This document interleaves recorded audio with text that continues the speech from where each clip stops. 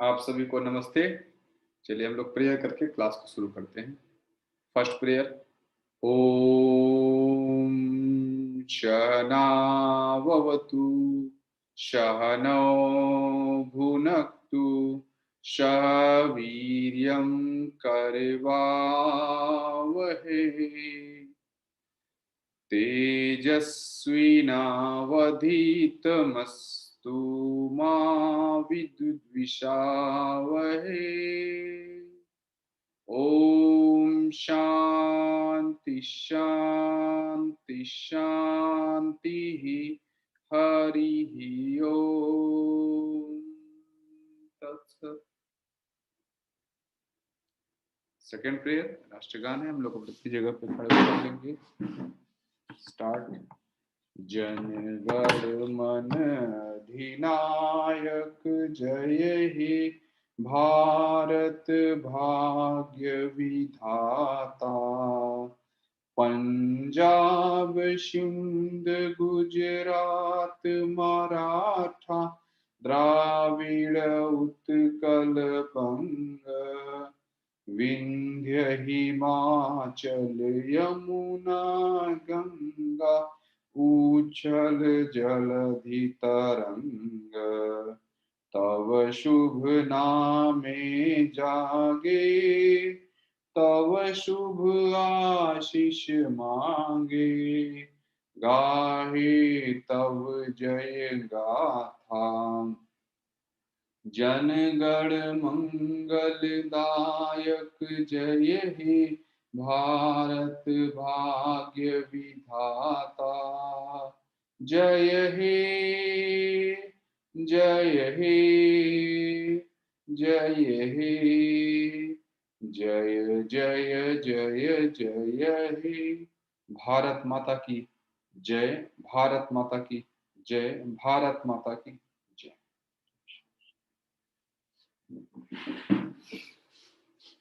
Third prayer. Each soul is potentially divine. The goal is to manifest this divinity by controlling nature, external and internal. Do this by work or worship or psychic control or knowledge. By one of these or more of these or all of these. Just to be साथियों, आज की class में बहुत बहुत स्वागत है आपका। और आज हम लोग पतंजलि योग दर्शन में प्रवेश करेंगे और पतंजलि योग दर्शन के बारे में थोड़ा सा बताएंगे और फिर उसको कैसे हमें अप्रोच करना है, कैसे हमें उसके सूत्रों को याद करना है, किस अप्रोच में पतंजलि योग दर्शन लिखा गया है, वह मैं आपसे चर्चा करूंगा। तो पतंजलि योग दर्शन के बारे में मैं थोड़ा सा बता दूं। जैसा कि हम जानते हैं कि भारतीय जो षट दर्शन है, जो हिंदू धर्म का जो पुरातन दर्शन है, 6 दर्शनों में आस्तिक दर्शन में दूसरा जो दर्शन है, पहला सांख्य योग, दूसरा योग शास्त्र या योग दर्शन जहाँ बोला गया है या योग ही बोला गया है, वहाँ वास्तव में पतंजलि योग दर्शन की बात होती है। उसके बाद वैशेषिका, न्याय दर्शन, पूर्व मीमांसा और उत्तर मीमांसा, यह 6 हमारे षट दर्शन हैं। उसमें जो दूसरा है पतंजलि योग दर्शन या योग शास्त्र, योग दर्शन बोलते हैं। तो आज हम उसी की चर्चा करेंगे। तो साथियों, जो पतंजलि योग दर्शन है, आज की क्लास में हम ये उसका बेसिक फिलॉसफी समझने, मतलब उसका ऑर्गेनाइजेशन समझने की कोशिश करेंगे। और पतंजलि योग दर्शन में 4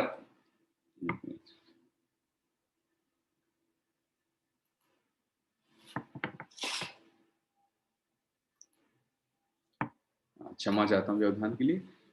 पतंजलि योग दर्शन में 4 चैप्टर्स हैं। हर चैप्टर का अपना एक महत्व है। वह कैसे है यह मैं समझाने की कोशिश कर रहा हूँ।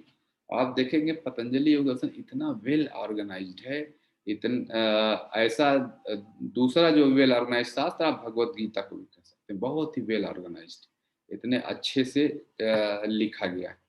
तो जो 4 चैप्टर्स हैं उनके क्या नाम हैं यह हमें पता होना चाहिए। पहली बात तो टोटल पतंजलि योग दर्शन में कितने सूत्र हैं, यह अक्सर पूछा जाता है, कोई आपसे पूछ सकता है। आप योग के शिक्षक बनेंगे, प्रशिक्षक बनेंगे, या कोई एग्जाम दे रहे हैं, तो उसमें एक प्रश्न यह भी आपसे कोई पूछ सकता है।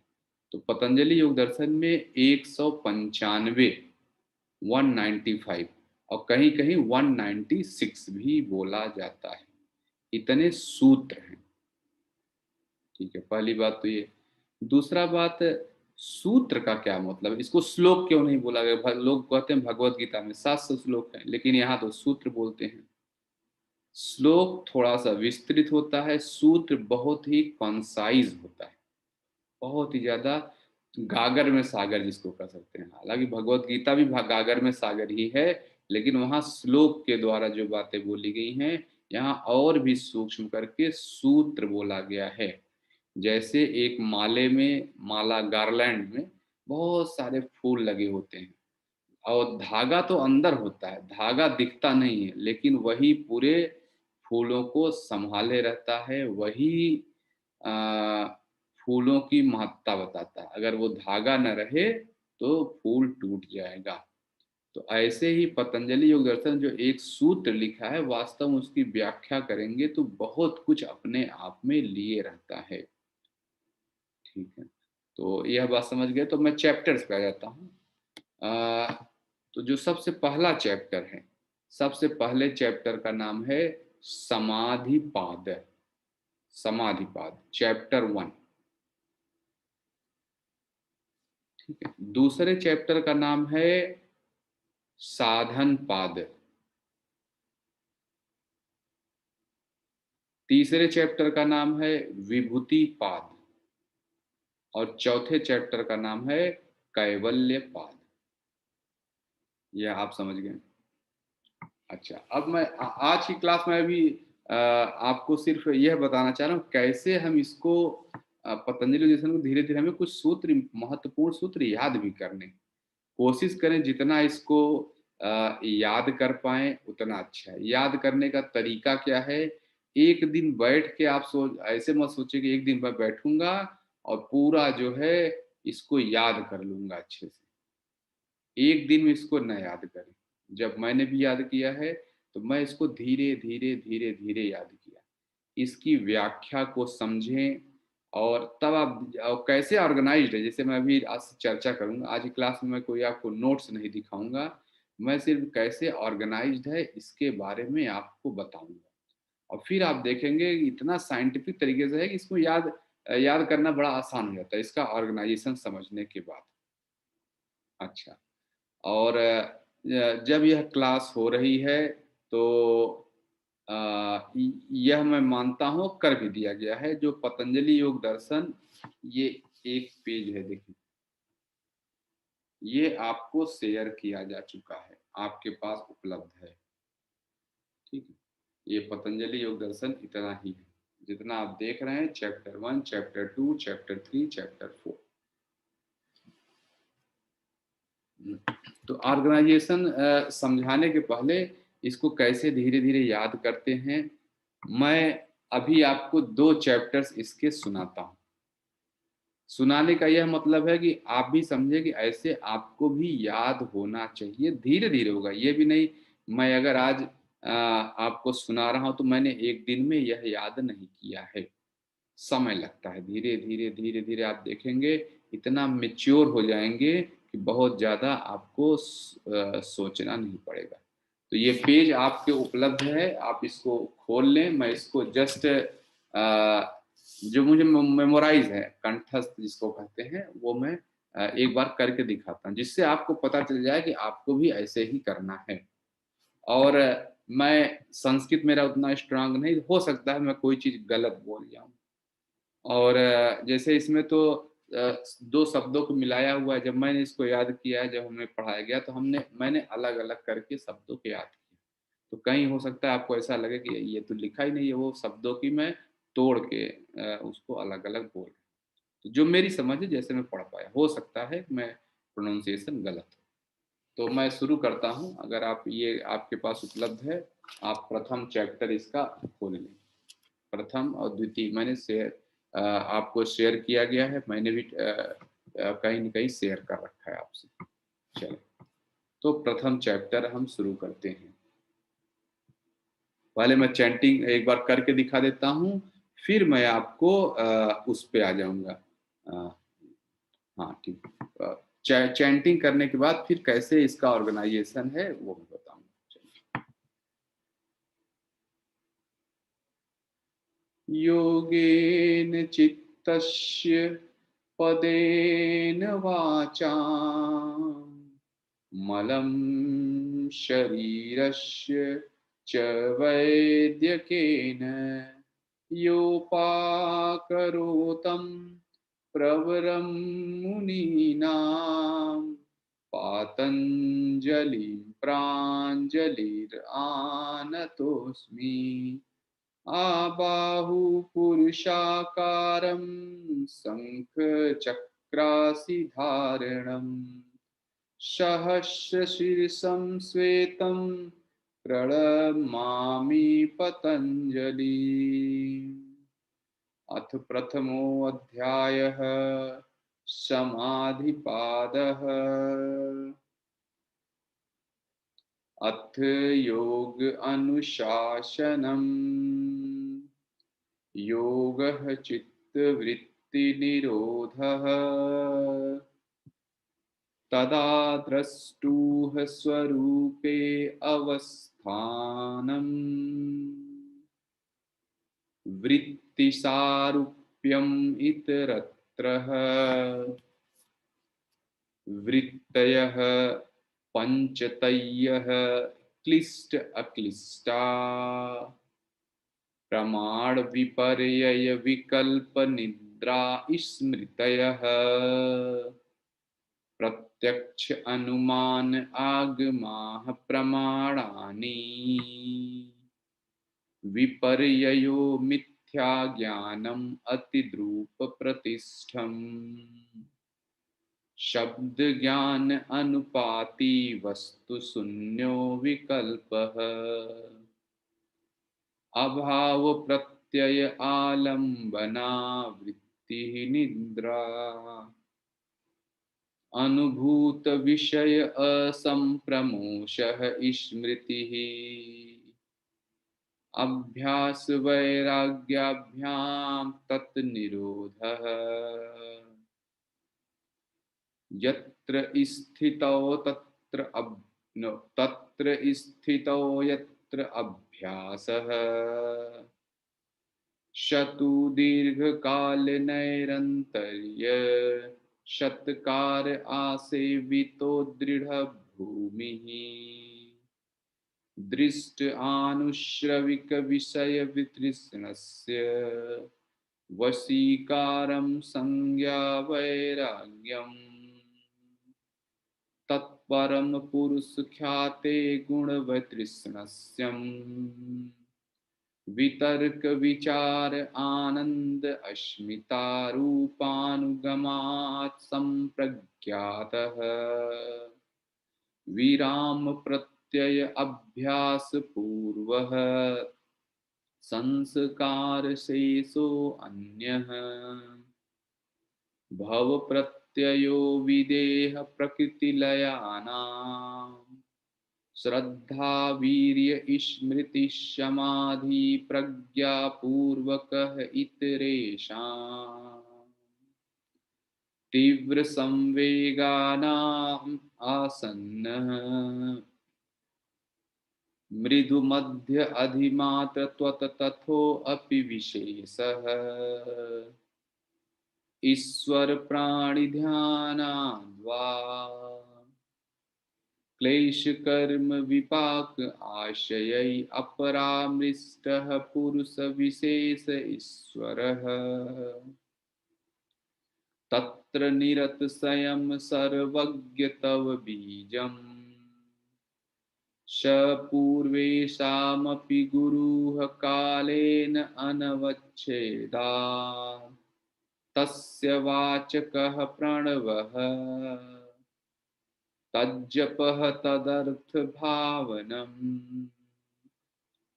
तत्प्रत्ययचेतना अधिगमो अपि अन्तरायाः अभावस्य व्याधिस्तान्य संशय प्रमाद आलस्य अविरति भ्रांति दर्शन अलब्ध भूमिकत्व अनवस्थित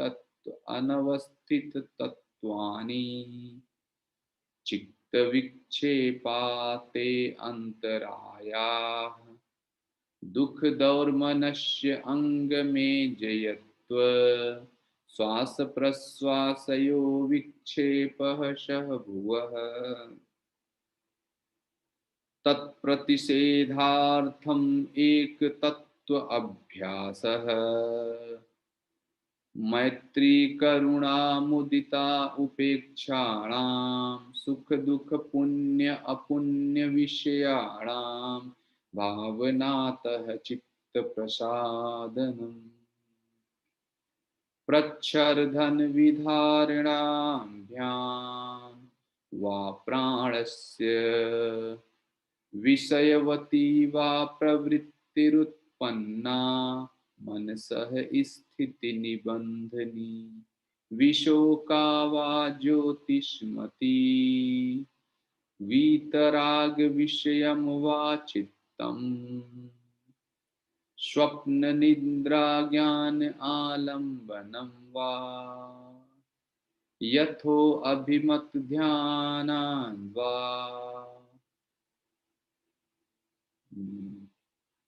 यथो अभिमत ध्यानान् वा 39 तक हो गया।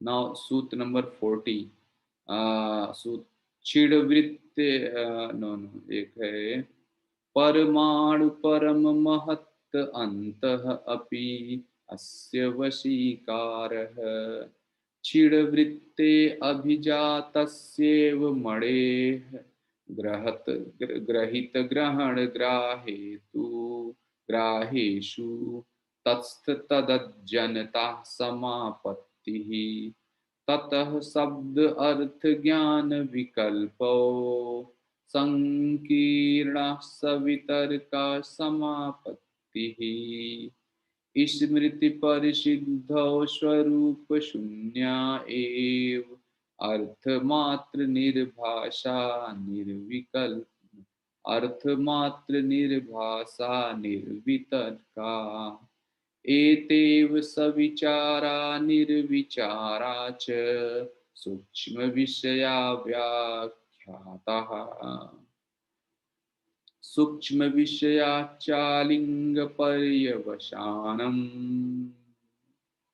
ता एव सबीज समाधि निर्विचारा वैशारद्ये अध्यात्म प्रसादः ऋतंभरा तत्र प्रज्ञा श्रुत अनुमान प्रज्ञाभ्याम् अन्य विषया विशेषार्थत्वात् तज्जः संस्कारः अन्य संस्कार प्रतिबंधी तस्यापि निरोधे सर्व निरोधात् निर्बीज समाधि इति पतंजलि विरचिते योग सूत्रे प्रथमः समाधिपादः अथ द्वितीय अध्यायः साधनपादः तपः स्वाध्याय ईश्वर प्राणिधानान्निक्रिया योगः समाधि भावनार्थ क्लेश तनुकरणार्थस्य अविद्या अस्मिता राग द्वेष अभिनिवेशा पंच क्लेशाः अविद्या क्षेत्रम उत्तरेषां प्रसुप्त तनु विच्छिन्न उदाराणाम् नित्य असुचि दुख अनात्मसु, नित्य सुचि दुख आत्म ख्यातिर अविद्या। दृग्दर्शन शक्तयो एकात्मता एव अस्मिता, सुखानुसैरागः दुःखानुसयी द्वेषः, स्वरसवाहि विदुषो अपि तथो मूढो अभिनिवेशः। ते प्रतिप्रसव हेया सूक्ष्मा, ध्यानाद्वा तद्वृत्तयः, क्लेशमूलकर्माशयो दृष्ट अदृष्ट जन्म वेदनीयः।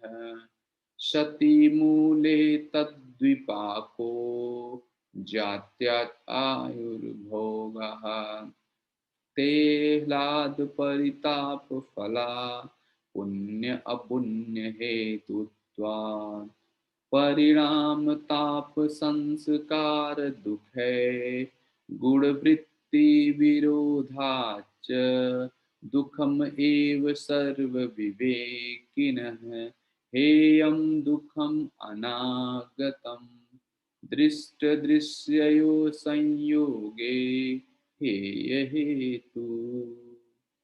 प्रक्रास क्रिया स्थिति शीलम, भूतेन्द्रियात्मकं भोग अपवर्गार्थं दृश्यम्, विशेष अविशेष लिंग मात्र अलिंगानि गुण परमाणि, दृष्टा दृश्य मात्र शुद्धो अपि प्रत्ययः अनुपश्यः, तदर्थ एव दृश्यस्य आत्मा, कृतार्थ नष्टम अनष्टम अपि अन्यसाधारणत्वात्, स्वस्वामी शक्तयो स्वरूप उपलब्ध हेतु संयोग, तस्य हेतुर अविद्या, तत् अभावात् संयोग अभावे हानं तदृशे कैवल्यं, विवेक ख्याति अविप्लवा हानोपायः। तस्य सप्तधा प्रान्त भूमिः प्रज्ञा, योगांग अनुष्ठानात्, अशुद्धि क्षय ज्ञान दीप्ति अविवेक ख्यातिः, यम नियम आसन प्राणायाम प्रत्याहार धारणा ध्यान समाधि योग तत्वानि च, अहिंसा सत्य अस्तेय ब्रह्मचर्य अपरिग्रह यमा, एतेव जाति देश काल समय अनवक्षीणा, सार्वभौमा महाव्रतम, शौच संतोष तपः स्वाध्याय ईश्वर प्राणिधाना निक्रिया योग सॉरी नियमः, तप और वितर्क बाधने प्रतिपक्ष भावनम, वितर्का हिंसादयः कृतकारित अनुमोदिता, लोभ क्रोध मोह पूर्वका, दुख अज्ञान अनंत फला इति प्रतिपक्ष भावनम। अहिंसा सत्य अस्तेय ब्रह्मचर्य अपरिग्रह यमा, सत्य प्रतिष्ठायां वैरत्यागम्, अस्तेय प्रतिष्ठायां सर्वरत्नौ उपस्थानम्, ब्रह्मचर्य प्रतिष्ठायां वीर्यलाभः, अपरिग्रह अस्थैर्यो जन्म कथन्ता संबोध, शौचात् स्वांग जुगुप्सा परैः असंसर्गः, सत्वशुद्धि सौमनस्य एकाग्रजितेन्द्रिय आत्मदर्शन योग तत्वानि च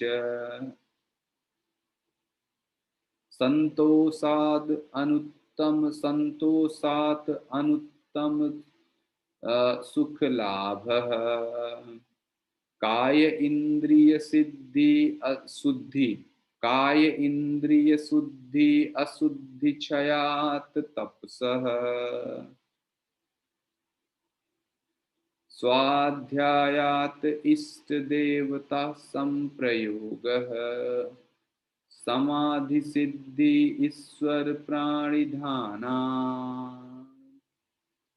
स्थिर सुखम आशनम प्रयत्न शैथिल्यात आनंद समापतिभ्याम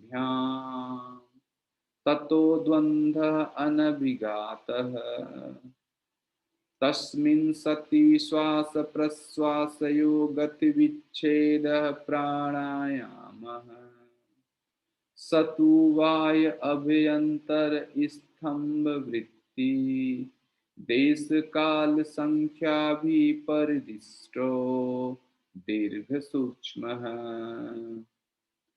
ततः क्षीयते नो बाह्य अभ्यंतर विषयाक्षेपिः चतुर्थः ततः क्षीयते प्रकाश आवरणम् धारणासु च योग्यता मनसः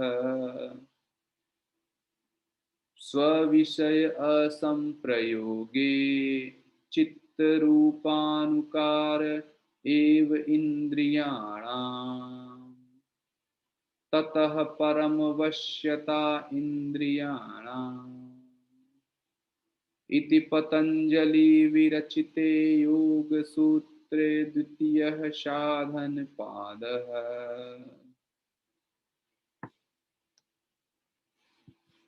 जैसे यह मैंने आपको चैप्टर 2 तक सुनाया, अभी मुझे 2 तक ही मुझे जब मैं अध्ययन करता था इन चीज़ों का, अभी काफ़ी दिन हो गया है, तब मैं चैप्टर 4 तक पूरा मुझे कंठस्थ हो गया था, फिर धीरे धीरे भूलता गया। बहुत दिनों बाद पिछले दिनों मैंने एक बार खोला, इनफैक्ट सालों बीत गए थे, तो दोबारा मैंने एक बार चैप्टर 2 तक किया। चैप्टर 2 तक इम्पॉर्टेंट है, धीरे धीरे करके आप लोग भी कंठस्थ करने की कोशिश करें। अब इसका साइंटिफिक, आपको क्या लग रहा है कि मैंने एकदम कंठस्थ किया हुआ है, जब इसको आप साइंटिफिक तरीके से समझेंगे, आपको पहले के बाद दूसरा, दूसरे के बाद तीसरा, यह अपने आप समझ में आने लगता है कि ये वाला सूत्र है, ये वाला सूत्र है। अब कैसे मैंने खुद ही कंठस्थ किया है, याद किया है, यह मैं आपको बताने चल रहा हूँ।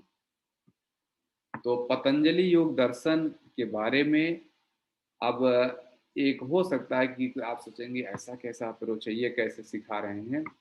मैं आपको कैसे मैंने समझा है, या मैं जो अपने गुरुजी से सब चीज़ सीख रहा था वो क्या बोलते थे, उन सब बातों को मैं एक डिफरेंट तरीके से आपको बताना चाह रहा हूँ। कभी आपने टीवी में देखा हो जब कोई पत्रकार जाता है किसी पर्सनालिटी का इंटरव्यू लेने के लिए, तो जैसे जैसे वो पत्रकार करता है वैसे वैसे मैं आपको अभी करके पतंजलि जी इसका इंटरव्यू लूंगा। आप ये समझिए कि मैं एक पत्रकार हूँ, जर्नलिस्ट जिसको बोलते हैं, और मैं पतंजलि जी के घर गया हूँ और उनका इंटरव्यू लेने के लिए जा रहा हूँ। ठीक है, तो आप ये टेक्स्ट देखते जाएं और फिर आप, मैं जो बोलता जाऊँ आप उसको देखिए। ये टेक्स्ट जरूर ध्यान दें कि ये आपको उपलब्ध करा दिया गया है कि जब भी हम इंटरव्यू लेने जाते हैं कहीं भी, किसी व्यक्ति का, आपने टीवी वगैरह पे देखा होगा, और अगर इंटरव्यू नहीं समझे तो भगवत गीता भी इसी तरह ऑर्गेनाइज है।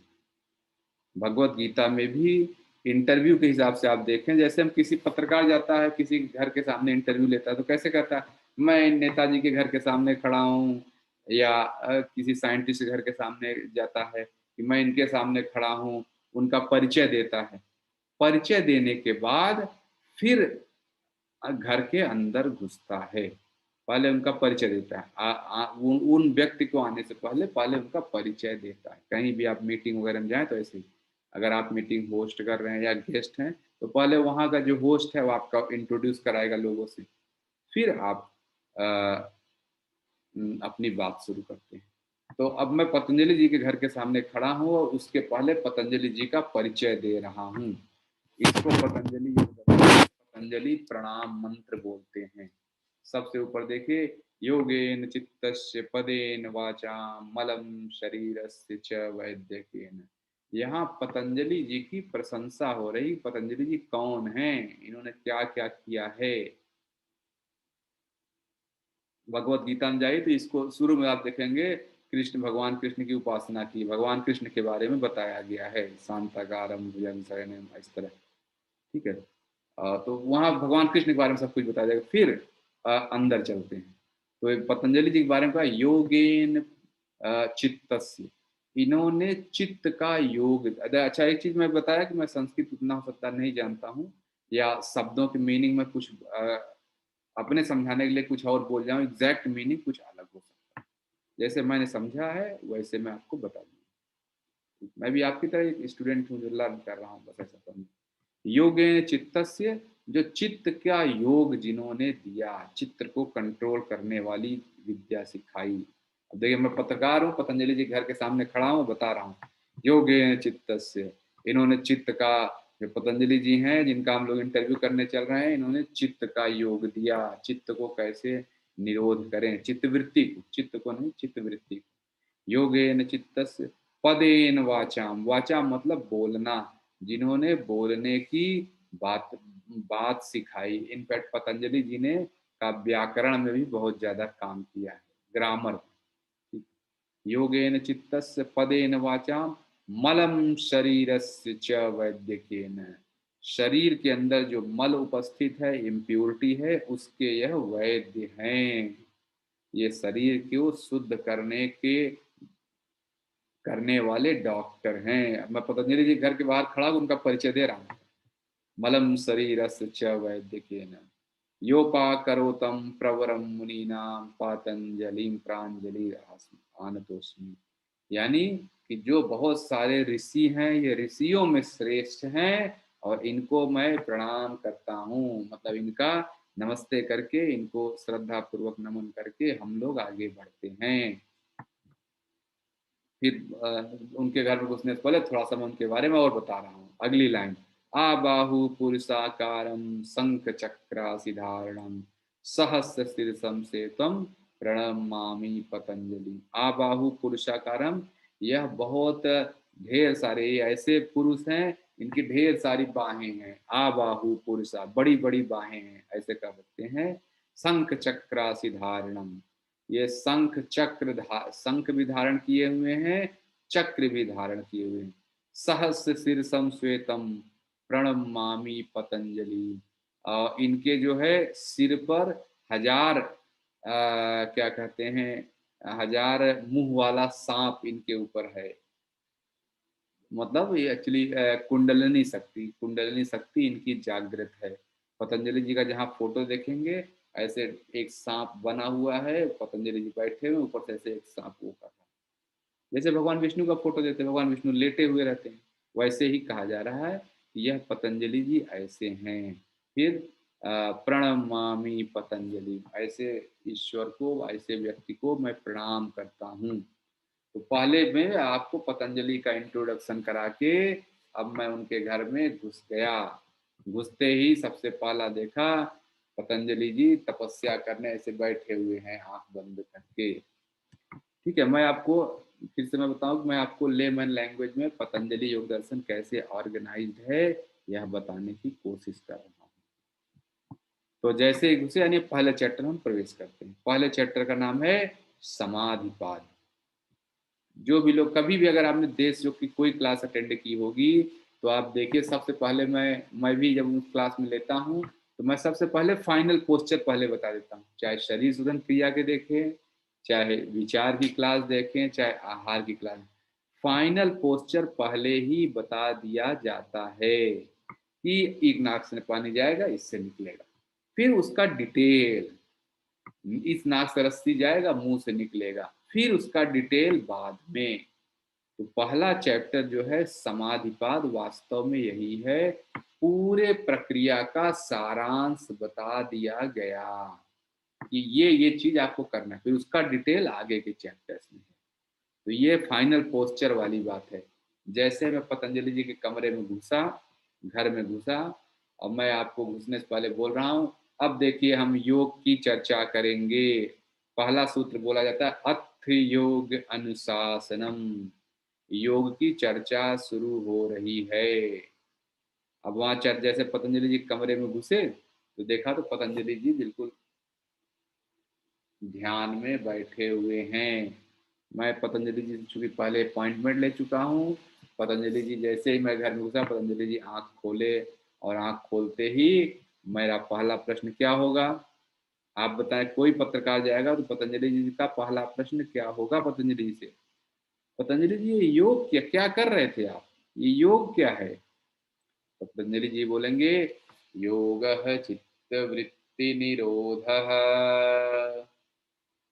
जो मानव शरीर में, जो मानव मस्तिष्क में जो चित्त वृत्तियां चल रही हैं, इनको रोक देना ही योग है। देख तो अब मैं दूसरा प्रश्न पूछूंगा। अच्छा पतंजलि जी ये बताएं कि इसको रोकने से क्या होगा। तदा द्रष्टुः स्वरूपे अवस्थानम, जब आपकी चित्तवृत्तियां रुक जाती हैं तो आप अपने मूल रूप में पहुंच जाते हैं, अपने स्वरूप में स्थापित हो जाते हैं। ये दूसरा प्रश्न पतंजलि जी करके, अब मैं पतंजलि जी क्वेश्चन पूछूंगा। अच्छा तो क्या मैं इस समय अपने रूप में नहीं हूं। तब उसने क्या बोला, पतंजलि जी क्या आंसर देंगे, वृत्ति सारूप्यम इतरत्र,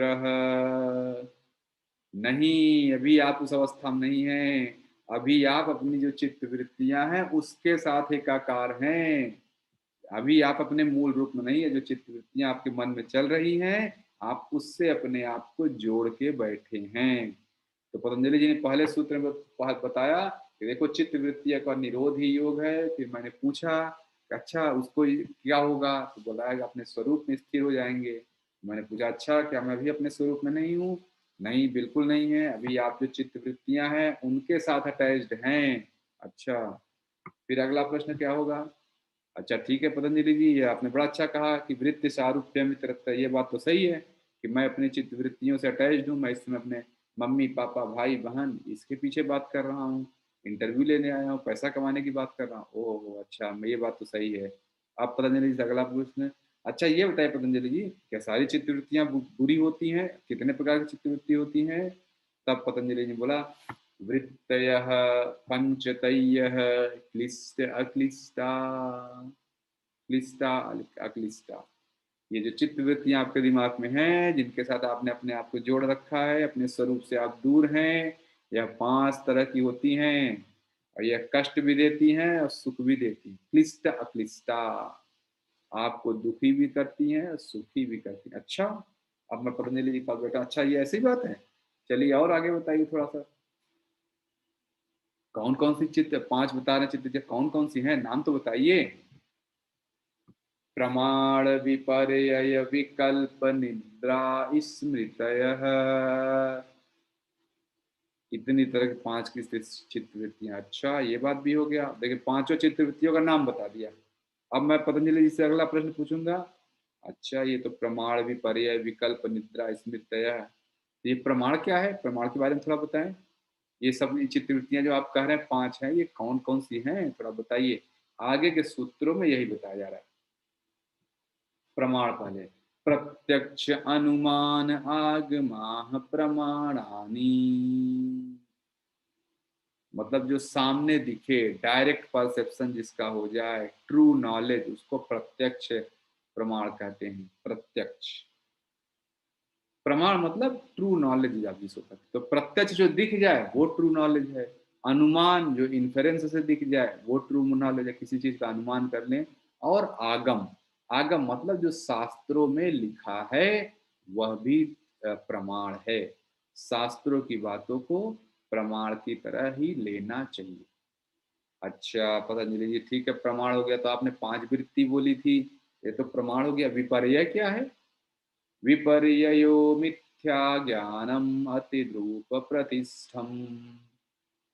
तो जो मिथ्या ज्ञान ज्ञान है, कभी कभी हमें झूठ मूठ का ज्ञान हो जाता है, जो ज्ञान है ही नहीं वो भी आपको ज्ञान होता है। विपर्ययो मिथ्या ज्ञानम अतिद्रूप प्रतिष्ठम।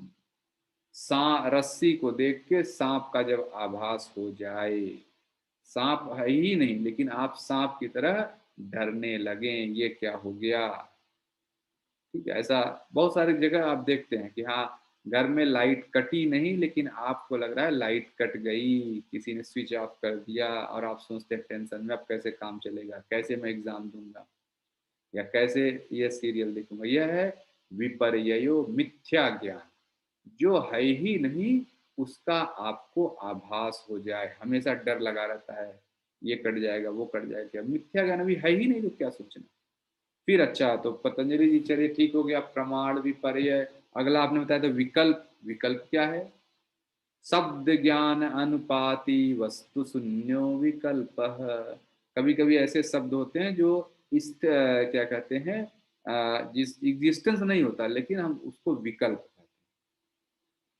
किसी का मेरा नाम हो गया मान लीजिए सुभाष चंद्र शेखर, तो मतलब जिसके शिखर पे चंद्रमा आ जाए, तो क्या मेरे सिर पे चंद्रमा आ जाएगा? नहीं आ जाएगा, लेकिन मेरा नाम चंद्रशेखर है, क्या करेंगे, है कि नहीं।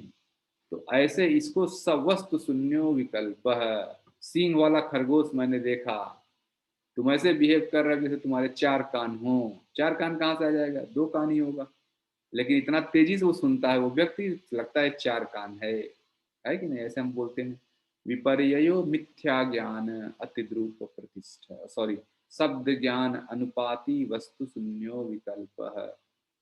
फिर आता है आ, निद्रा। निद्रा क्या है? प्रमाण विपर्य विकल्प निद्रा स्मृतय है। तो निद्रा क्या है? विपर्ययो मिथ्या ज्ञानम अतिद्रुप प्रतिष्ठम शब्द ज्ञान अनुपाति वस्तु शून्यो विकल्प है। अभाव प्रत्यय आलम्बना वृत्ति ही निद्रा। जब आप सो रहे होते हैं उस समय आपको कोई भी विचार ध्यान में नहीं आते हैं, कोई भी विचार आपके ध्यान में नहीं आते हैं। उठने के बाद आपको यह आभास रहता है कि मुझे तो बड़ी अच्छी नींद आई, कोई विचार नहीं आया। लेकिन कोई विचार नहीं आया, यह विचार किसने किया? यह विचार किसने किया? किसको ये विचार आ रहा है कि कोई विचार नहीं आया? यह विचार भी तो किसी को आ रहा है, उसी को आत्म तत्व कह सकते हैं। तो जब आप सोकर उठते हैं, अभाव प्रत्यय सॉरी, शब्द गान अनुपाति वस्तु शून्य विकल्प अभाव प्रत्यय आलम्बना वृत्ति ही निद्रा। जो अभाव प्रत्यय मतलब यही चित्त वृत्ति का एक नाम प्रत्यय भी है।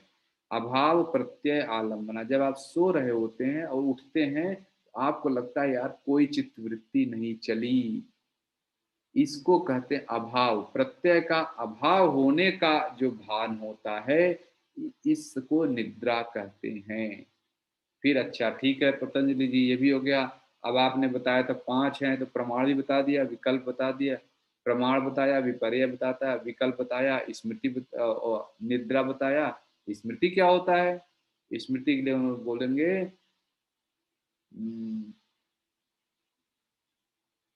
अनुभूत विषय असंप्रमोश स्मृति। जो घटना पहले घट चुकी है, पहले के संस्कार आपके दिमाग में बने हुए हैं, इनको अनुभूत विषय असंप्रमोश, उनको रिकंस्ट्रक्ट कर लेना, रिट्रीव कर लेना। जैसे हम लोग मेमोरी से रिट्रीव कर लेते हैं, रिट्रीव कर लेने की घटना को ही स्मृति कहते हैं। अगर आपको ये याद हो कि मैंने पिछली क्लास में कौन सा ड्रेस पहना था, किस कलर का कुर्ता था, शर्ट था, पैंट था या क्या था, या मेरे पीछे की दीवार कैसी थी, किस कलर की थी, क्या कलर वही है या चेंज हुआ है। अगर आपको यह भान है कि पिछली बार आपने लैपटॉप से जुड़े थे या मोबाइल से जुड़े थे, क्योंकि अब तो वो परिस्थिति बदल गई, लेकिन आप स्मृति, आपके संस्कार में चीजें हैं और आप रिकॉल कर पा रहे हैं, इस अगर रिकॉल कर पा रहे तो कहते हैं स्मृति है। तो अब मैं पतंजलि जी का इंटरव्यू ले रहा, अच्छा वाह पतंजलि जी बड़ा अच्छा कर दिया आपने, पांचों चित्त वृत्तियों को कर दिया, डिफाइन भी कर दिया। अच्छा अब ये बताइए, आप तो कह रहे थे चित्त वृत्तियों का हमें निरोध करना है, तो आपने जो पांच चित्त वृत्तियां था एकदम सही बात है, मैं तो इन पांचों चित्त वृत्तियों में हूँ और पांचों चित्त वृत्तियां मेरे अंदर हैं और मैंने अपने आप को पांचों से जोड़ रखा है। तो अब मैं करूं क्या? ठीक है, आप मैं भी जिस योग की अवस्था में आप हैं मुझे भी वहां जाना है, तो क्या करूं? तो पतंजलि जी बोलेंगे तत्प्रतिषेधार्थम, नो सॉरी, ये सूत्र नंबर हम कहाँ तक पहुंच गए? 11, अनुभूत विषय असंप्रमोत स्मृति अभ्यास वैराग्याभ्याम तत्निरोध है। मैंने पतंजलि जी से बोला कि बताइए ठीक है चित्तवृत्तियों का निरोध करना है, ये पांच चित्तवृत्तियां हैं, तो मैं क्या करूं? तो पतंजलि जी बोलेंगे अभ्यास वैराग्याभ्याम तत्निरोध है। ये जो चित्तवृत्तियां हैं इनका अभ्यास करके इनको निरोध करो, ये संभव है बड़े आराम से। तो ये हो गया अभ्यास वैराग्याभ्याम तत्निरोध। अच्छा ठीक है पतंजलि जी, ये बात भी सही है, तो अभ्यास करने से जरूर हो जाएगा, पक्का ऐसा हो जाएगा आप जो कह रहे हैं? तो पतंजलि जी बोले यस, तत्र स्थितो यत्र अभ्यास है, वह व्यक्ति अपने आत्म स्वरूप में जरूर स्थिर हो जाएगा जो अभ्यास करता है। तो मैं बोलूंगा पतंजलि जी मैं तो अभी भी अभ्यास करके आया हूँ, आप कैसे कह रहे हैं? मैं तो अपने स्वरूप में नहीं हूँ, मैं तो आपकी तरह अच्छा नहीं हूँ, जैसे आपकी चित्तवृत्तियां शांत हैं, आप कितने अच्छे व्यक्ति हैं, कितने कूल रह के आंसर दे रहे हैं, मैं तो इरिटेट हो जाता हूँ, मैं भी अभ्यास करके आया हूँ। तब पतंजलि जी कहते हैं बेटा सुभाष यह अभ्यास नहीं है, अभ्यास किसको कहते हैं? शतु दीर्घ काल नैरंतर्य सत्कार आसेवितो दृढ़ भूमि ही। शतु दीर्घ काल नैरंतर्य, लंबे समय तक लगातार अभ्यास करो, नैरंतर्य दीर्घकाल, नैरंतर्य सत्कार आसेवितो, पूरे श्रद्धा के साथ, दृढ़ भूमि, दृढ़ निश्चय करके अभ्यास करोगे तब। अभी अभी करके चले आए हो, इससे नहीं होगा बेटा, ऐसे नहीं चलेगा काम। देखिए कितना वेल, अब मैं क्वेश्चन आंसर सेशन कैसे बताऊं, कैसे देखिए एकदम ऑर्गेनाइज, यही क्वेश्चन सबके दिमाग में आएगा। तो अच्छा पतंजलि जी ठीक है अभ्यास हो गया, लेकिन आपने एक वैराग्य चीज ही बताई थी, आपने बोला था अभ्यास वैराग्य अभ्याम तत् निरोध है, ये वैराग्य क्या चीज है? अभ्यास तो चलिए आपने कह दिया कि दीर्घ काल तक लगातार अभ्यास करो, तब वैराग्य क्या है? दृष्ट, फिर पतंजलि जी उत्तर देते हैं दृष्ट आनुश्रविक विषय वितृष्णस्य वशीकारम संज्ञा वैराग्यम।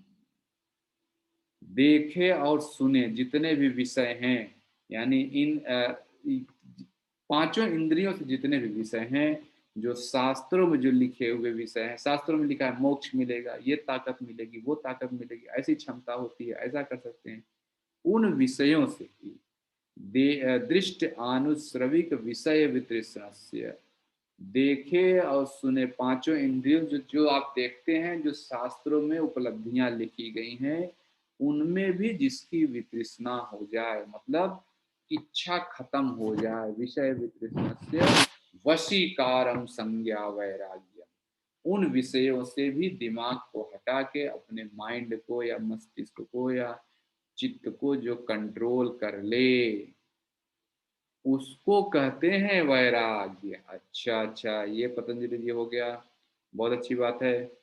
तो ठीक है चलिए मैं भी करके आता हूँ, मैं उनको आंसर दिया, अभी मैं जाता हूँ आधे घंटे में वैराग करके आता हूँ। क्या पतंजलि कहेंगे बेटा इतना आसान है वैराग करना? ततः परम, सॉरी,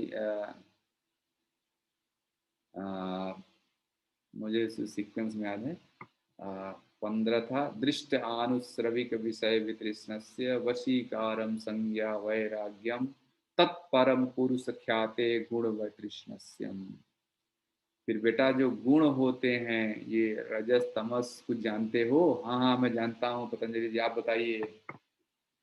ततः पुरुष ख्याते गुण वैतृष्णस्यम, जो व्यक्ति गुणों के पार जाके गुणों में भी विचरता नहीं है, गुणों से भी जिसका अटैचमेंट नहीं है, वही व्यक्ति ततः परम ततः पुरुष ख्याते व त्रिगुण व तृष्णस्यम। वह पुरुष ख्याति, वह व्यक्ति आगे की उच्च अवस्था को प्राप्त करता है। तो पतंजलि जी बोला, अच्छा तो मैं फिर ठीक है, मुझे भी तो जाना है, आप बताएं मैं क्या करूं, मुझे भी गुणातीत होना है, इन गुणों के पार जाना है, मैं क्या करूं, कुछ तो बताइए। तब पतंजलि बोलेंगे, वितर्क विचार आनंद अस्मिता रूपानुगमात संप्रज्ञात है। वितर्क मतलब ध्यान करो बेटा सुभाष। तो कैसे ध्यान करोगे?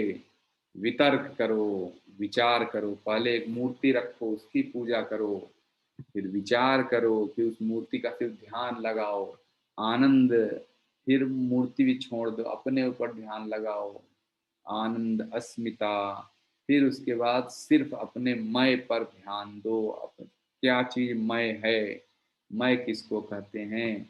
ऐसा करोगे तो तुम्हारी एक समाधि लगेगी, उस समाधि का नाम है संप्रज्ञात है। दो तरह की समाधि होती है, संप्रज्ञात समाधि, असंप्रज्ञात समाधि। मैं डिटेल में आपको ये सारा चीज बताऊंगा, लेकिन अभी कैसे देखिए, अब मैं लगातार पतंजलि जी का इंटरव्यू ले रहा हूँ। अब पतंजलि जी क्वेश्चन आंसर सेशन, पूरा पतंजलि जी, पतंजलि योग शास्त्र आप पतंजलि जी का इंटरव्यू की तरह ले सकते हैं। अच्छा ठीक है पतंजलि जी, ये भी आपने अच्छा बता दिया, बहुत अच्छी बात है कि अब मुझे भी अगर गुणातीत वाली अवस्था में पहुंचना है तो पहले मैं पूजा करूंगा, वितर्क विचार, फिर आराम से ध्यान करूंगा बिना मूर्ति के, आनंद, खूब आनंद का अनुभव कर रहा हूँ मूर्ति का ध्यान करके, फिर मैं सिर्फ जो आनंद उठा रहे, आनंद मतलब मैं पे मैं मेडिटेट कर रहा हूँ। अच्छा ठीक है पतंजलि ये आपने बता दिया, फिर क्या होगा अगर मैं अभ्यास करता रहूंगा तो क्या हो जाएगा इससे? तब अगले सूत्र में पतंजलि कहते हैं, वितर्क विचार आनंद अस्मिता रूपानुगमात संप्रज्ञात है, विराम प्रत्यय अभ्यास पूर्व संस्कार शेषो अन्य। जब इसका आप लगातार अभ्यास करते रहेंगे, अभ्यास करते रहेंगे, एक, अब पतंजलि आंसर कर रहे हैं, बेटा इसका अभ्यास करते रहो संप्रज्ञात समाधि का, एक स्टेज ऐसी तुम्हारी आ जाएगी कि सारी जो मैं की फीलिंग है ये भी खत्म हो जाएगी। विराम प्रत्यय अभ्यास पूर्व है, सारे लगातार अभ्यास करते रहोगे, सारे चित्त वृत्तियां खत्म हो जाएंगी, तब भी बहुत थोड़ा सा एक संस्कार रह जाएगा। विराम प्रत्यय अभ्यास पूर्व संस्कार शेषो अन्य है, थोड़ा सा एक संस्कार रह जाएगा। अच्छा पतंजलि जी ये भी ठीक हो गया, तो ये बताइए क्या मुझे भी ऐसे ही मूर्ति बना के पूजा करनी पड़ेगी, विचार करना पड़ेगा, ऐसा करना पड़ेगा ऐसा? तो पतंजलि जी बोले नहीं बेटा ऐसा नहीं है, सबके लिए अलग अलग रास्ता है। तुम हो सकता है पास्ट लाइफ में कोई बहुत बड़ी साधना करके बैठे हो, तुम ऑलरेडी बहुत तेजी से निकल जाओगे, ऐसे भी लोग होते हैं जो पास्ट लाइफ में कुछ बड़ा काम करके बैठे हुए हैं, बड़ी कोई साधना है तो उनका बहुत जल्दी सब कुछ हो जाता है। तो पतंजलि जी बोला नहीं बेटा उनके लिए रास्ता दूसरा है, भव प्रत्ययो विदेह प्रकृति लयाना। सूत्र नंबर 19 में बोला, 19 में, कि ऐसे लोगों के लिए एक दूसरा रास्ता है जो पिछले जन्म में कोई तपस्या करके बैठे हुए हैं, इनका पास्ट लाइफ का कोई अनुभव है। उदाहरण कैसे, जैसे मैंने अभी आपको पतंजलि योग दर्शन 2 चैप्टर सुनाया, अब आपको मैं बोलूँ सुनाइए तो आप तो अभी नहीं सुना पाएंगे हो सकता है, क्यों? क्योंकि मैंने पास्ट लाइफ में मैंने साल 2 साल 4 साल पहले कभी मैंने इसको कंठस्थ किया था, अभी मैं उसको रिवाइज करके मैं जल्दी से देख लिया।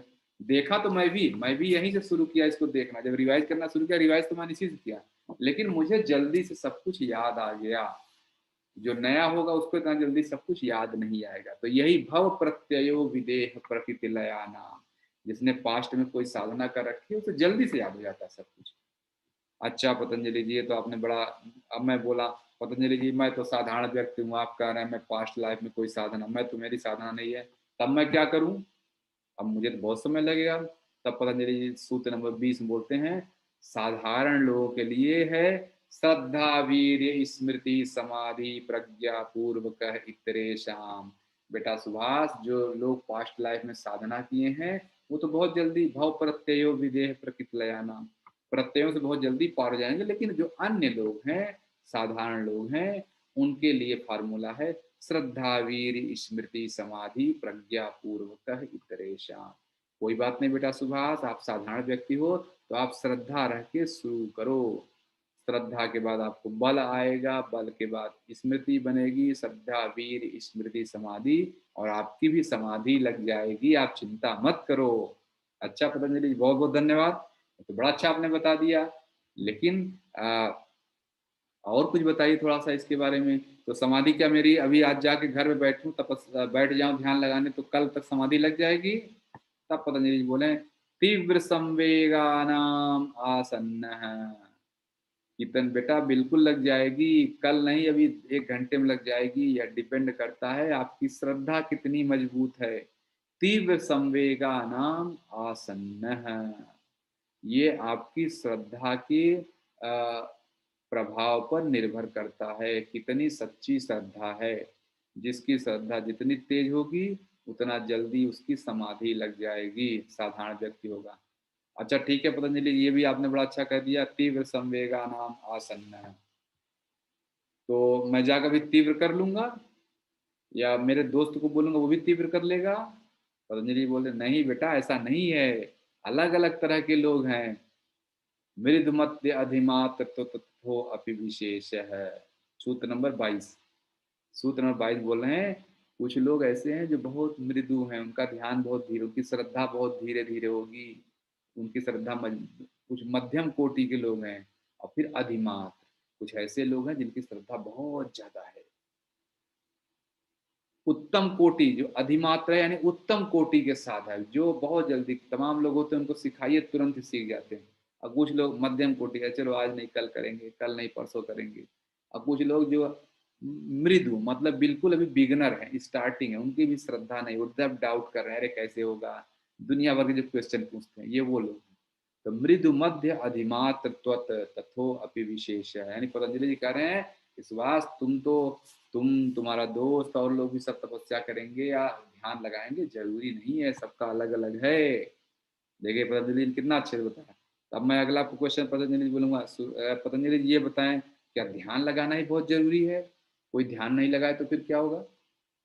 और कोई रास्ता है समाधि पहुंचने का, सफल होने का? पतंजलि बोलते हैं हाँ हाँ एक रास्ता और है, सुबह बैठो, ईश्वर प्राणी ध्यान वा, छोड़ो ये सब ध्यान वान मत लगाओ, ईश्वर का ध्यान करो, उसी से सब कुछ हो जाएगा। अब मेरे कान खड़े हो गए, ये क्या हुआ, ईश्वर इन्होंने नाम ले लिया? मैं बोलूंगा पतंजलि जी अभी तक तो आपने ईश्वर की कोई बात नहीं किया, अचानक कह रहे ईश्वर का ध्यान लगाओ। ईश्वर कौन है जरा बताइए तो। फिर अगले 3 सूत्रों में ईश्वर के ध्यान की बात होती है। ईश्वर का ध्यान कैसे लगेगा देखिए। पतंजलि जी मैं पूछूंगा ईश्वर का ध्यान, पतंजलि का ईश्वर का ध्यान लगाओ तब भी हो जाएगा। मैं पूछा अरे ईश्वर कौन है बताइए तो, कहाँ ईश्वर आ गया? अभी तक तो आपने ईश्वर के बारे में नहीं बोला। पतंजलि तब बोलते हैं क्लेश कर्म विपाक आशय अपरामृष्ट पुरुष विशेष ईश्वर। ईश्वर भाई सुभाष तुम्हारी तरह ही एक व्यक्ति है, अलग नहीं है तुमसे, लेकिन क्या है क्लेश कर्म, उसके अंदर कोई क्लेश नहीं है, वो कर्मों से मुक्त है। विपाक आशय, विपाक मतलब कर्माशय, उसके कोई पुराने कर्म नहीं है जो उसको भुगतने हैं।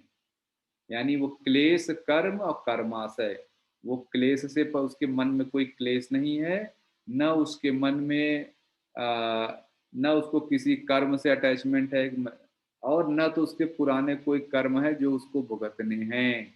ऐसा ही जो विशेष पुरुष होगा वो ईश्वर कहलाता है। अच्छा पतंजलि जी ने मेरा एकदम बिल्कुल मेरा मुझे हाई स्टेटस पे ला दिया, बोला ईश्वर तुम्हारे जैसा ही है, बस ये 3-4 गुण हो जाएं तो तुम भी ईश्वर बन जाओगे। तो मुझे अच्छा लगा, ओ हो बहुत अच्छी बात है। और थोड़ा और पतंजलि जी बताइए ईश्वर के बारे में। पतंजलि कहते हैं आगे 2 सूत्रों में कहते हैं कि ततः सर्वत्र ततः नियत देखिए ईश्वर प्राणि ध्यानाद्वा क्लेश मूल क्लेश कर्म विपाक आशय अपरामृष्ट पुरुष विशेष ईश्वर तत्र निरत संयम सर्वज्ञ तौ बीजम स पूर्वेशामपि गुरु कालेन अनवच्छेदा। 24 नंबर के सूत्र में ईश्वर को डिफाइन किया पतंजलि जी ने। फिर मैंने पूछा बताइए ईश्वर और कैसा होता, थोड़ा गुण तो बताइए। पहला बताया कि ततः निरत स्वयं सर्वत्र तव बीजम। अरे सुभाष बेटा, वहां जितने भी तरह के ज्ञान समझते हो, सोच सकते हो, सभी ज्ञानों का वह उद्गम स्थान है, वहीं से सारा ज्ञान निकलता है, उसको सब कुछ आता है ईश्वर को। अच्छा, बड़ा अच्छा चीज बता दिया आपने। तो उसका भी तो कोई गुरु होगा, कुछ बताइए। मैं अगला क्वेश्चन, कोई गुरु होगा ना उस ईश्वर का, बताइए। स पूर्वे सामपि गुरु कालेन अनवच्छेदा। नहीं बेटा सुभाष, उसका कोई गुरु नहीं है। जितने भी गुरु सोच सकते हो पास्ट में, वो गुरुओं का गुरु है। स पूर्वेशामपि गुरु कालेन अनवच्छेदा। पूर्व में जितने भी गुरु हुए हैं, सोच सकते हो, वो सबका गुरु है।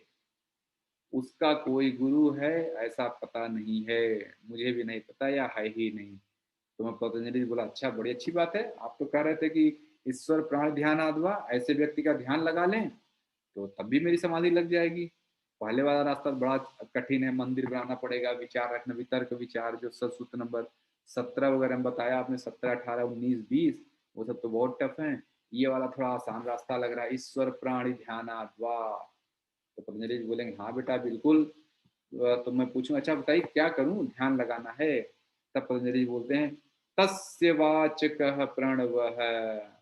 बेटा उसका ध्यान लगाना हो तो प्रणव का जाप करो। प्रणव क्या है? ओमकार।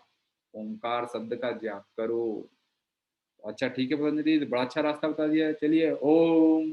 देखिए मैंने जाप कर लिया, मुझे तो समाधि नहीं लगा। तो पतंजलि जी बोले अगले सूत्र में, बेटा तज्जपः तदर्थ भावनम। भाव के साथ उसका जप करो, ऐसे ही नहीं ओम बोल लोगे तो ही तुम्हें समाधि लग जाएगा। भाव के साथ, तज्जपः तदर्थ भावनम। अच्छा पतंजलि जी, मैं भाव के साथ करूं? मैं तो अभी किया, भाव के साथ ही किया था, कुछ हुआ नहीं। अच्छा ठीक है, चलिए मैं घर जाके भाव के साथ करूंगा। जब भाव के साथ करूंगा तो क्या होगा, कुछ तो बताइए, उस समय क्या होगा, मतलब मैं कैसे जानूंगा मैं भाव के साथ कर रहा हूँ या नहीं कर रहा हूँ। तो पतंजलि जी बोले अगले सूत्र में, कोई बात नहीं बेटा, चलो सुनो और मैं बताता हूँ। तत्प्रत्यय चेतना अधिगमो अपि अंतराया अभावस्य। बेटा जिस समय भाव के साथ ओमकार का जाप करोगे, अन्य कोई भी विचार तुम्हारे अंदर नहीं आएंगे। और अंतराया, कोई भी अंतराया तुम्हारे मन में नहीं आएगा। अब फिर पतंजलि जी ने मेरे कान खड़े कर दिए। अरे, तो आपने ये अंतर, अभी आपने ईश्वर एक नया शब्द लगा दिया था, अब अंतराया नया शब्द आ गया, ये क्या चीज है बताइए जरा। कोई बात नहीं बेटा, बैठो बताता हूँ फिर। व्याधिस्थान संशय प्रमाद आलस्य अविरति भ्रांति दर्शन अलब्ध भूमिकत्व अनवस्थित तत्वानि ते अंतराया अभावश। ते अंतराया, अच्छा अच्छा, तो पतंजलि जी ने बताया, देखो ये 9 चीजें हैं, इसको अंतराया कहते हैं। और अगर ईश्वर का ध्यान, ईश्वर का नाम का स्मरण पूरी भाव के साथ करोगे तो ये 9 चीजें नहीं आएंगी। तो पतंजलि जी से मैं पूछूंगा ये 9 चीजें क्या है, तो उन्होंने बता दिया। व्याधि स्थान संशय प्रमाद। व्याधि मतलब रोग, स्थान मतलब मेंटल लेजीनेस, संशय मतलब डाउट, प्रमाद मतलब वर्डली प्लेजर। तो वो याद स्थान संशय प्रमाद, आलस्य फिजिकल लेजीनेस, अविरति हो गया लैक ऑफ इंथुजियाज्म, अविरति भ्रांति दर्शन इल्यूजन, अलब्ध भूमिकत्व, जो आप टारगेट को अचीव नहीं कर पा रहे हैं उस समय जो दुख होता है, और टारगेट को अचीव करने के बाद उस पर बहुत दिन तक बने नहीं हैं, उस पर भी जो दुख होता है। इन सारे बातों से तुम्हें प्रभाव नहीं पड़ेगा। अच्छा पतंजलि जी, ये चीज हो जाएगा अगर मैं ईश्वर का भाव से ध्यान करूंगा? पतंजलि जी बोला, यस, सिर्फ इतना ही होगा और कुछ नहीं होगा ना, और पक्का ना ये? पतंजलि बोला, नहीं नहीं बेटा, ये तो इसके साथ 4 चीज और जुड़े होते हैं, वो भी होता है। अच्छा अच्छा पतंजलि जी बताइए, वो भी 4 चीज क्या है? तब आप पतंजलि जी बोले, दुख दौर मनस्य अंग में जयत्व श्वास प्रश्वास यो विक्षेप सहभुआ। बेटा जब ईश्वर का ध्यान जब करोगे तो चित्त, मतलब ये अंतराया, जो 9 अंतराया ये नहीं रहेंगे। लेकिन जब ईश्वर का ध्यान भाव से नहीं करोगे तो ये अंतराया भी रहेंगे, 4 चीजें और होती, दुख दौर मनस्य। दुख मतलब दुखी होना, डोरमनस आप लोग जानते हैं, डोरमनस जेलस का फीलिंग, या डिस्पॉन्डेंसी कुछ करने का मन नहीं करना, डलनेस छोड़ो जाने दो कल करेंगे, तो दुख मतलब आज का काम कल पे टालना, दुख दौर्मनस अंग में जत्व, हाथ पैर कांपने रहते, कुछ लोग हाथ पैर कांपते हैं, और श्वास प्रश्वास, सांस श्वासों की गति बहुत ही अ, अनियमित हो जाती है। ये सब वो है बेटा, ये उचित अंतराया के साथ आते हैं। अरे पतंजलि जी, फिर मेरा अगला क्वेश्चन, पतंजलि जी आप तो बहुत डरा रहे हैं, अभी बोले थे ईश्वर का ध्यान करो समाधि लग जाएगा, फिर बोले भाव के साथ करो, अब वो भी चलिए मैंने कर दिया, अब इतना आप अंतराया भाव कर दिए, तो पहले तो समाधि वाला मुझे कठिन लग रहा था, मुझे ईश्वर का ध्यान भी बड़ा कठिन लग रहा है, क्या करूं? अब फिर थोड़ा कुछ और रास्ता बताइए, मुझे भी तो इनलाइटेंड होना आपकी तरह। पतंजलि जी बोलते हैं, तत्प्रतिषेधार्थम एक तत्व अभ्यास, ये जो इतने अंतराया हैं सब हुए हैं, इनको अगर रोकना है, ईश्वर का ध्यान भाव से करना है, तो बेटा सुभाष आप क्या करो कि एक तत्व का अभ्यास करो। अब फिर पतंजलि जी में बोला, क्या आपने फिर देखिए अब नया चीज बता दिया, पहले इस समाधि बताया, फिर ईश्वर का नाम बता के कंफ्यूज कर दिया, अब फिर अब आपने अंतराया कर दिया, अब आप करें एक तत्व का अभ्यास करो। अभी एक तत्व क्या चीज है, क्या नया चीज आ गया? तो ये साथियों मैंने चैप्टर 1 के सूत्र नंबर 32 तक मैं आ गया हूँ। स्टोरी देख कैसे एकदम पतंजलि जी के इंटरव्यू में लेते लेते मैं आपको सूत्र नंबर 32 तक बता दिया। इसके आगे की चर्चा हम लोग अगली क्लास में करेंगे। आप देखिए मैंने एकदम कितना वेल ऑर्गेनाइज है, सिर्फ क्वेश्चन आंसर सेशन में सब कुछ हो गया। तत्प्रतिषेधार्थम एक तत्व अभ्यास है, ये अंतराया वगैरह एक तत्व अभ्यास से खत्म हो जाता है। अब एक तत्व अभ्यास क्या है, फिर मैं अगला क्वेश्चन पूछूंगा एक तत्व अभ्यास क्या है, और पतंजलि जी फिर इसके आगे आंसर देती हैं। इस तरह उसकी चर्चा हम लोग अगली क्लास में करेंगे। तो आप ये समझे देखिए सूत्र नंबर 32 तक प्रॉपर पतंजलि जी का इंटरव्यू लेके हमने आपको अब एकदम सिक्वेंसली आप बैठेंगे खुद भी तो यही क्वेश्चन पूछेंगे, और अगर आपको यह बात ध्यान में रहेगी तो यह सूत्र बड़े आराम से याद कर ले जाएंगे। ठीक है, चलिए मैं यहाँ से प्रेयर करके क्लास को एंड करता हूँ। और जिन लोगों को पतंजलि योग दर्शन एक तो ये आपको उपलब्ध करा दिया गया, जो मटेरियल दिखा रहा हूँ ये आपको मिल गया होगा। और दूसरा चीज जो है अ, गीता प्रेस की एक किताब आती है पतंजलि योग दर्शन की, बड़ी ही सस्ती किताब है और अच्छी किताब है, संभव हो तो उसको लें, सॉफ्ट कॉपी पीडीएफ डाउनलोड कर जैसे भी उपलब्ध हो वो पुस्तक अपने पास रखें, बहुत ही लाभ करेगी। इस बहुत अच्छे एक्सप्लेनेशन दिया, बहुत छोटे में और बहुत ही सटीक एक्सप्लेनेशन इसको कहते हैं। ठीक है, तो मैं यहाँ से प्रेयर करके आज की क्लास एंड करता हूँ। ओम स्थापकाय च धर्मस्य सर्वधर्मस्वरूपिणे अवतार वरिष्ठाय रामकृष्णाय ते नमः। जननीं शारदां देवी रामकृष्ण जगद्गुरु पादपद्मे तयो श्रित्वा प्रणमामि मुहुर्मुहुः। नमः श्रीयतिराजाय विवेकानंद शूरये सच्चित्सुखस्वरूपाय स्वामिने तापहारिणे। ओम शांति शांति शांति। हरि ओम तत्सत्। श्री राम कृष्णाय अर्पणमस्तु। बहुत बहुत धन्यवाद आप सभी का। मैं क्लास को यहाँ से एंड करता हूँ।